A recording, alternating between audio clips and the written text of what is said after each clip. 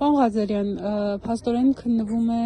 հակակոռուպցիոնի մոտից բերման ենթարկված քաղաքացիների հարցը, խափանման միջոցի հարցը, ու ինչպես տեղեկացանք, խուլիգանության հոդված է առաջադրվել, ոստիկանների ծառայողական պարտականություններին խոչընդոտելու հոդվածներ են առաջադրվել։ Ինչպես է գնահատում այս ամբողջ գործընթացը։ Ես ներկայ եմ եղել այդ օրվա իրադարձություններին եւ ականատեսն եմ։ Իհարկե մեզ որպես վկա չեն հրավիրել, որպեսզի մենք ցուցմունք տանք այդ վարույթի շրջանակներում, բայց ակնհայտ էր այնտեղ, որ ոստիկանությունը անհամաչափ ուժ կիրառեց ակցիայի մասնակիցների նկատմամբ, որովհետև դա ինքնաբուխ խաղաղ ակցիա էր, մեզնից ոչ մեկը հատուկ փողոց փակելու նպատակ չուներ։ Սա այն դեպքում է կիրառում են ինչ-որ իրանք անում են։ Եթե ընդհանրենք մի 5 հոգի մարդ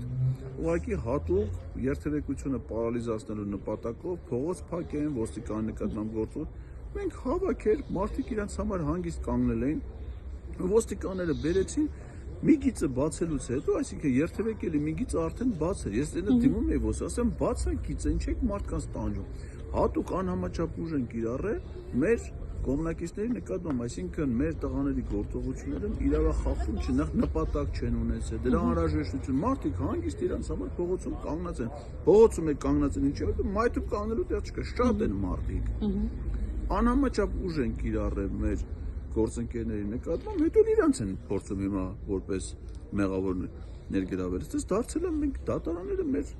աշխատավայրն է դառը, մի դատարանից մի դատարան օրական մենք sense ման են գալի այս դատարաններով, ու եթե նկատել եք, այս վերջերս մամուլում հրապարակում կար, որ հիմա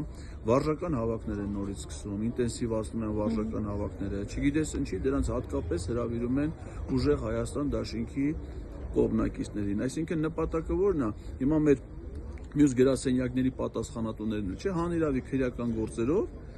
կալանքը բանը, թեկուզ տնային կալանք, խափանման միջոց, այսինքն այդ մարդը ոչ հեռախոսից կարա օգտվի, ոչ կարա տնից դուրս գա, ոչ գրասենյակ, այսինքն քարոզչական աշխատանքից զրկում են, հիմնական ֆունկցիոնալ գործունեությունից զրկում են, նույնը այս դեպքում է, բերեն մեր կողմնակիցներին իրավունքները սահմանափակեն, որպեսզի փորձեն այդ ձևով խոչընդոտեն մեր քարոզարշավի կազմակերպական աշխատանքների իրականացումը, թե չէ այստեղ իրավական որևէ խնդիր գոյություն չունի։ Քաղաքական հետապնդում է։ Քաղաքական հետապնդումը կոնկրետ այդ դեպքում ես ասեմ, ես ականատես եմ ընդդեմ, ոչ մեկ իրավախախտում չի արել։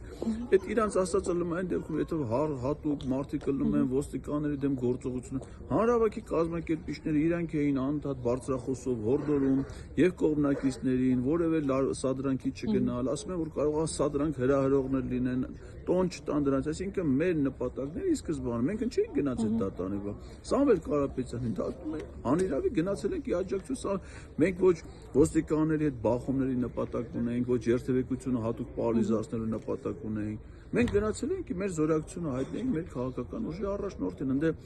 պարզ հանրային քաղաքացիական գիտակցված վարքագիծ են դրսևորել բոլոր մասնակիցները եւ նրանց նկատմամբ անհամաչափ ուժ է կիրառվել, այդ անհամաչափ ուժ կիրառելուց հետո փոխանակ այդ ոստիկանության ղեկավար կազմին ովքեր այդ հրամանը տվել է նրանց բերեն ծառայողական լիազորություններ անփութորեն կատարելու, չարաշահելու համար պատասխանատվության ենթարկել։ Մատը խաղաղ ակցիայի մասնակիցներին են փորձում նման հետապնդումների ենթարկել։ Ես հույս ունեմ, որ գոնե դատարանը գոնե վարույթի իմաստով հասկանում, գոնե վարչական հսկողությունը կբավարարվի, այդ մարդիկ այսօր հնարավորություն գնան իրենց տները հասնեն իրենց ընտանիքներին։ Այսինքն ոստիկաններից է սկսվել։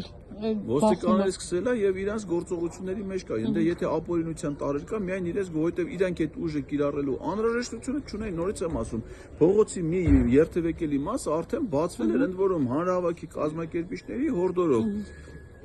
Ալիկա բարձրախոսը ձեռը խնդրում էր մարդկանց տեղափոխվեն այս հատված, որպեսզի երթևեկելի գոտին բացվի, ու դա եղել է։ Թե դրանից հետո իրենք ինչի որոշեցին, որ պիտի անհամաչափ ուժ կիրառեն լրացուցարարներին հերմեշտոզ քաշքշուկ առաջացնեն, այդ քաշքշուկի ժամանակ էլ այդ տղաներն են մեղադրում, ասում են չեք բանը, մեզ հրելուց հետո չեք ընկնում գետին, էլի։ Ինչ չեմ կարող հասկանում։